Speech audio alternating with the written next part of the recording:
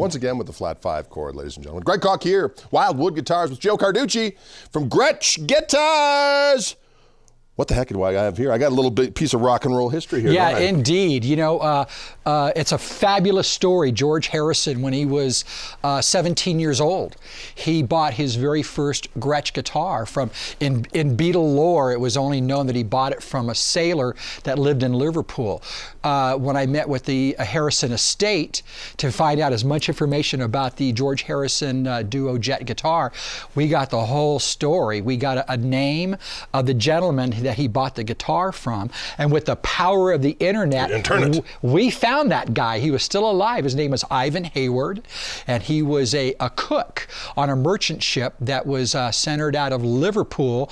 They used to travel back and forth from Liverpool to New York, you know, unload supplies, pick up supplies, bring it back to Liverpool. And he was a guitar player that also had a band that used to play at the Cavern Club and a lot of church halls right there in Liverpool that used to have, they used to sponsor youth dances. And he was a little bit older than George. As the story goes, you know, the million-dollar question once we found Ivan Hayward was, well, why did you sell the guitar? Right. As he said, he had just gotten married, and it's not like his wife said, hey, this stuff's got to go. Yes, she did. He was telling his new bride what a beautiful place and fascinating place New York was. And his wife said, oh, dear, you got to take me. And so he gave up the guitar to buy a round-trip ticket for his wife, his new wife, to go to New York and then to bring her back. But he did also share with me, though, he said the plan was to sell the guitar, get the money, go to New York, go back to the music store where he bought the original Jet, which was brand new in 1957, paid $210 for it. He said he was going to go back. He said, oh, Joe, I always wanted a white Falcon. And so I asked him, did you ever get that white Falcon? He goes, no, by the time we got to New York City, I took her to a couple of shows and taxis, hotels, and meals. We barely had enough money to make it back to Liverpool. And but the Duo Jet that George bought from Ivan Hayward was indeed the guitar that George used exclusively on the Meet the Beatles album. So those tones are heard historically on that album. And of course, there are many hit songs that came from that album. And DynaSonic has a real unique voice. And if you know that voice, it's clearly heard on the Meet the Beatles album. That is some crazy business. Crazy business indeed. And now tell me how this particular Duo Jet is different from a regular production line. Absolutely. Again, we, you know, doctors do nothing for free. Yeah. A good thing that we have a doctor friend that is a guitar nut like you and I, and he allowed us to bring the original Duo Jet. The family still owns that guitar that George bought when he was 17. Good Lord. And we brought it to a medical clinic, and the doctor did a CAT scan on it. And just like the human body, it's three-dimensional. You can see the different layers of wood. Without cutting the guitar in half, you can see the inside cavity of what it actually consists of and how it's constructed. What we discovered, what's unique about this guitar compared to all the other Duo Jets that we offer at this time, the body is a full 2 inches thick. And the chambering style that was used on a brand new Gretsch Jet from 1957 was about 90% hollow. So again, the makeup of this guitar, what we found, it's got a mahogany neck and body that's chambered with a 3-ply maple top on back. That's laminated on the top of the guitar, yes. And of course, it had part of the tonality of the guitar was the rocking bar bridge, Bigsby tailpiece, DynaSonic pickups, the Hump-Block Inlays, and of course, it has the George Harrison signature on the headstock. And the interesting thing with the Harrison estate, to be honest with you, that this was the very first commercial endeavor that the Harrison estate did that embodied George's name on it. And so we're very honored to have the relationship with George. And really what convinced them was we had brought a sample of the custom shop version that we did of the Eddie Cochran guitar.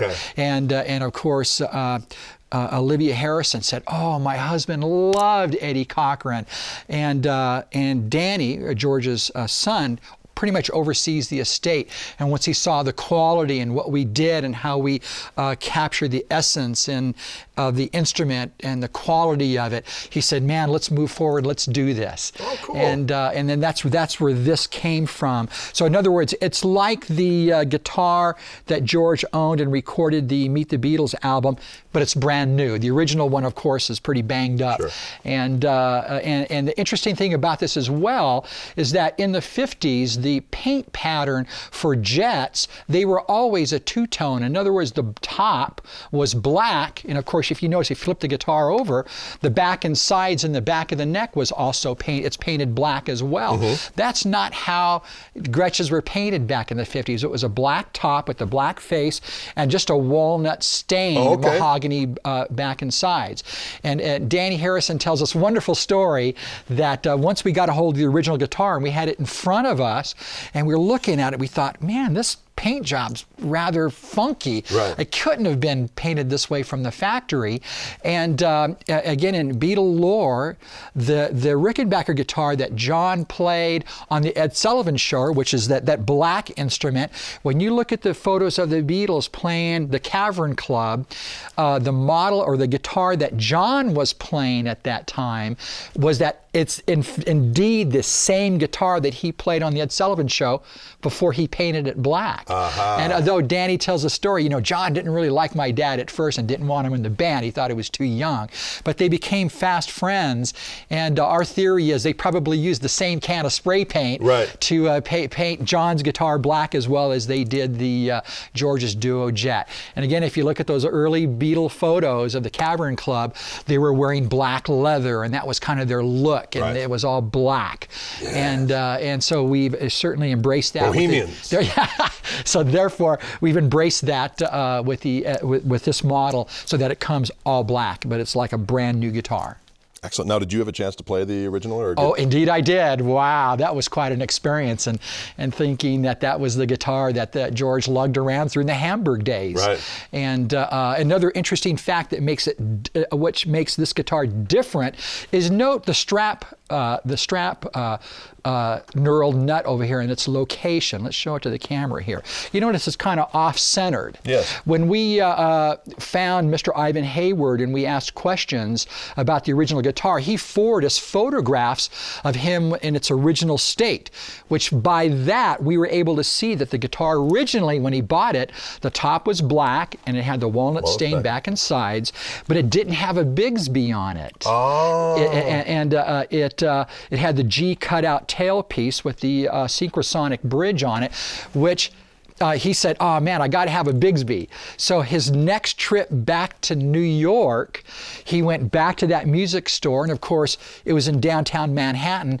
The Gretsch factory was right there in Brooklyn, across the Williamsburg Bridge. So he got the Bigsby tailpiece and the rocking bar bridge. And interesting to note, Ivan still has the original G cutout tailpiece and the bridge that he removed from the guitar before he replaced the bridge and the tailpiece.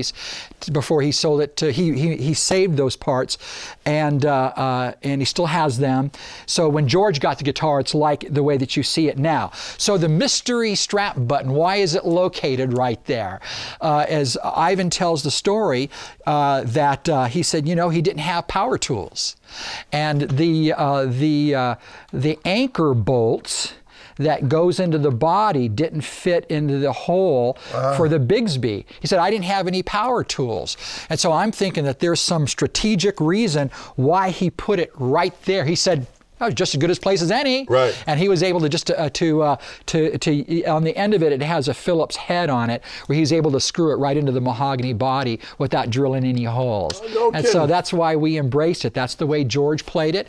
It's documented in all those early photos of him playing the guitar, and we put it strategically in the exact same spot where Ivan put it when he sold it to George. Cool. That is unbelievable. Good stories. You got good stories, Joseph. Let's just hear a little bit of it. I'll just play a couple little morsels on each pickup setting with and without distortion for our listening and dining pleasure. Here's the neck pickup.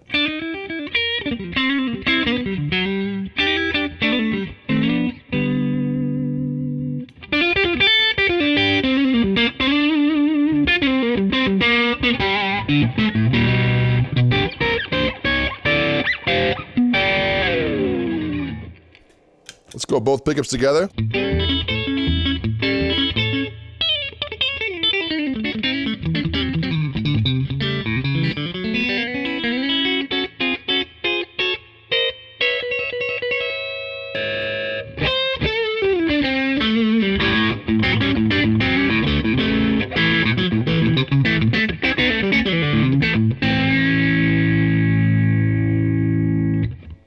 All right, let's go to Mr. Bridge pickup. See what we got going on here.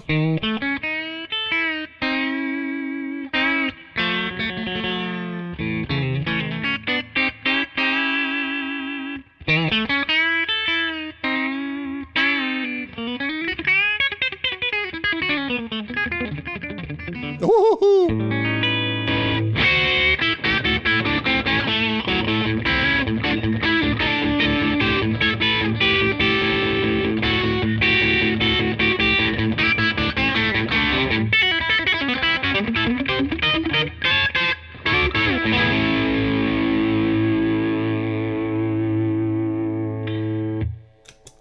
Those were all Beatles songs. I don't know if you're aware of that. What a glorious sounding instrument. It is the mighty Gretsch George Harrison Duo Jet. Here with Joe Carducci, Greg Koch here, Wildwood Guitars, beautiful Louisville, Colorado. Stay tuned, we got more coming.